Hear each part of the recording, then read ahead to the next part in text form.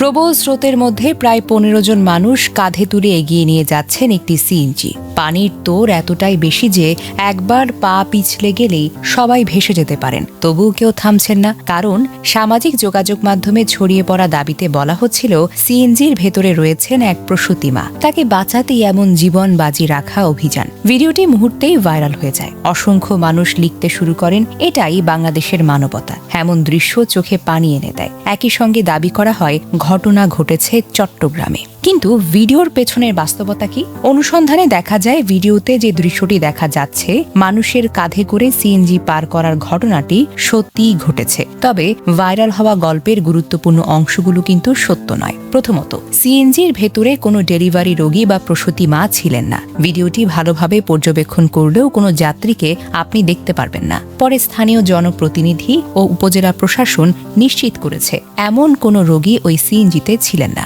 দ্বিতীয়ত, এই ঘটনা চট্টগ্রামের নয়।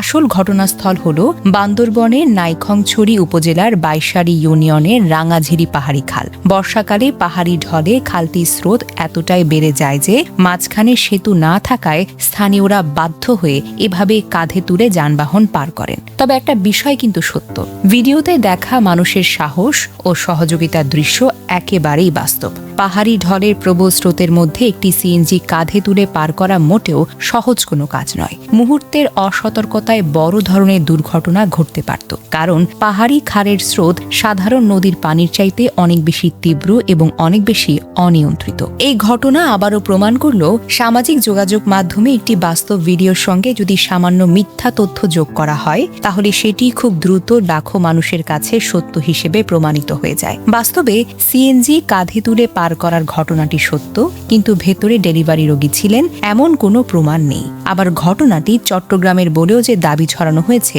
সেটিও তো ভুল। তাই আবেগে ভেসে কোনো ভিডিও শেয়ার করার আগে অন্তত একবার তথ্য যাচাই করাটা জরুরি। কারণ সত্য ঘটনা যতই গুরুত্বপূর্ণ, তার সঙ্গে যুক্ত হওয়া ভুল তথ্য ঠিক ততটাই বিভ্রান্তিকর হতে পারে। এদিকে বাইশারি ইউনিয়ন পরিষদের চেয়ারম্যান মোহাম্মদ আলম জানান, ঘটনাটি তাদের এলাকায় ঘটেছে। তবে সিএনজিতে প্রসূতি রোগী থাকার দাবি সম্পূর্ণ ভিত্তিহীন। একই তথ্য নিশ্চিত করেছেন নাইখংছড়ি উপজেলা নির্বাহী কর্মকর্তা এনামুল হাসান। তার ভাষায়, ভিডিওটি যাচাই করে দেখা হয়েছে এবং সেখানে কোনো ডেলিভারি রোগী ছিলেন না। সামাজিক যোগাযোগ মাধ্যমে ঘটনাটি অতিরঞ্জিত ও ভুল তথ্য যোগ করে ছড়িয়ে দেওয়া হয়েছে। এই ঘটনাটি আমাদের সামনে দুটি ভিন্ন বাস্তবতা তুলে ধরে। প্রথম বাস্তবতা হলো, বান্দরবনের দুর্গম পাহাড়ি এলাকায় আজও মানুষের জীবনের ঝুঁকি নিয়ে চলাচল করতে হয়। একটি ছোট্ট সেতুর অভাবে বর্ষা এলেই পাহাড়ি খাল পরিণত হয় মৃত্যু ফাঁদে। তখন স্কুল কলেজের শিক্ষার্থী, কৃষক, রোগী কিংবা সাধারণ মানুষ সবার ভরসা হয়ে ওঠে একে অপরের কাঁধ।